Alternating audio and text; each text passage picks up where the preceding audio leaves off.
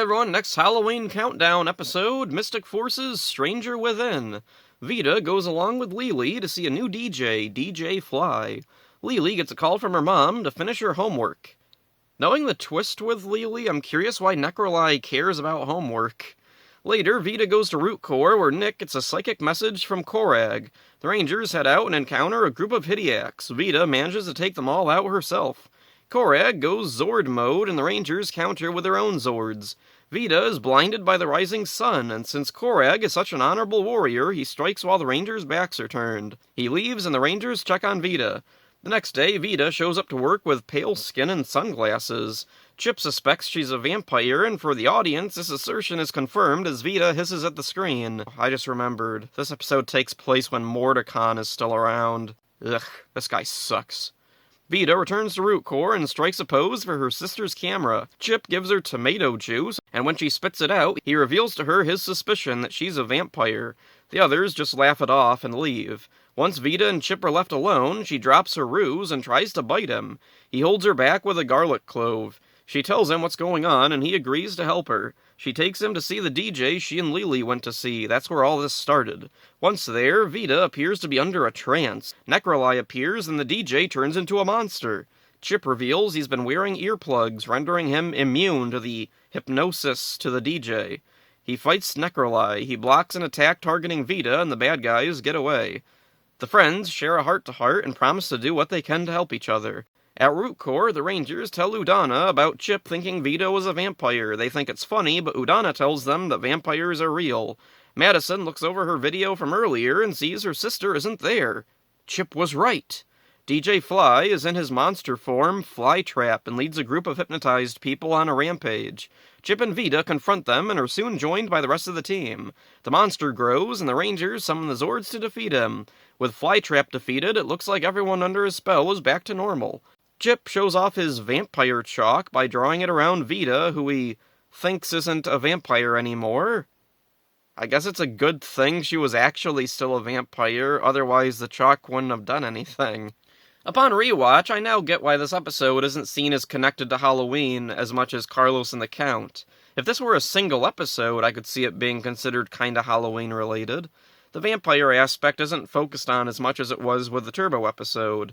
The monster isn't vampire-themed at all. He's a DJ, a fly in a fly trap that can shoot tentacles at people. None of that feels particularly Halloween. So yeah, decent episode for Mystic Force, a fun take on a previously done plot, but not very Halloween feeling. Part 2, Necroli gloats to the other villains, and Korag insists what she did was dishonorable. She should have struck them while their backs were turned. That would have been Korag approved. At Root Core, the Rangers debate what to do about Vita. Nick tries to send a psychic message to Korag, and it works. Instead of just asking him for help or whatever, they decide to go and confront him in person. They leave Claire alone to watch Vita. Udana leaves because we need Claire alone. Chip goes out on his own and fights with Korag for some reason. The others eventually join, and Korag tells them it was Necroli who's in control of Vita. The Rangers return to Root Core and find Claire in the vampire chalk circle. They let her out and find out too late it was actually Vita disguised as Claire. This always felt rash to me. Even if this was really Claire, shouldn't they be suspicious of why she can't move outside the vampire chalk? What if she had actually been a vampire? They just let her out without any explanation. Anyway, the Rangers look to the Zenitome and ask how to defeat the Queen Vampire. It tells them they need a Dawn Crystal, which Udana conveniently has just come back with. Man, there's a lot of contrivances here. Did Bruce Kalish write this? Yes. Back to the episode, Necroli has Vita in a weird room full of candles. She tells Vita that one of the advantages of being a vampire queen is being able to walk in daylight. And being queen of the vampires has its advantages. I can move around openly during the day as well as the night. She tells her to stay and then gives her a bag of apples to take to the Rangers. So which is it? The Rangers go out looking for Vita while Chip and Udana work on preparing the Dawn Crystal. The next day, Vita shows up at the record shop, apparently back to normal. She goes out in daylight, convincing the team she's human again. She goes to Root Core and hands out the apples. Chip is suspicious and knocks them away. The apples disintegrate, and Vita runs away, in daylight. So this is definitely Necroli in disguise, right? No, she just appears next to Vita outside. In daylight. What was the point of establishing the daylight thing at all? Necroli orders Vita to attack the Rangers, and Chip tries to use the Dawn Crystal. Vita attacks him, but then regains power over herself. She pretends to remain loyal to Necroli, but gives Chip a signal to fire the Dawn Crystal at Necroli. It works, and the Rangers destroy Necroli. Vita is now back to normal, but now Korag shows up to be an asshole. The Rangers form the Megazord and kick Korag's ass, and he runs away like a pussy. In the underworld, Necroli revives, because the show has such big plans for her.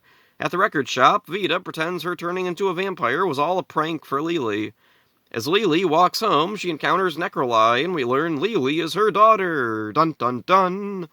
This is a fun episode, but man did I find all the contrivances overbearing this time. I really think someone should have maybe checked the script over to tweak it a little. That's all this needed was just tweaks. The vampire stuff this time isn't as overt as last episode. Vita gets a cool vampire outfit when she hangs out at Necroli's candle place, but then that look never comes back. I think this episode should have been the end for Necroli. She doesn't do anything worthwhile the rest of the show. She's Lily's mother, but in my opinion, anyone with the bad guys could have been a relation to her and the story wouldn't change. The only two things I can remember Necroli doing later is shooting Korag with an arrow for no reason, and then suddenly turning human in the last episode. Flawed, but decent two-parter for Mystic Force. Not very Halloween, though. So that's it for this one. Hope you enjoyed it. So yeah. Quit! No doubt you're impressed. My powers are an amazing sight to behold. Damn it! You're an asshole! Fuck! What's wrong with you?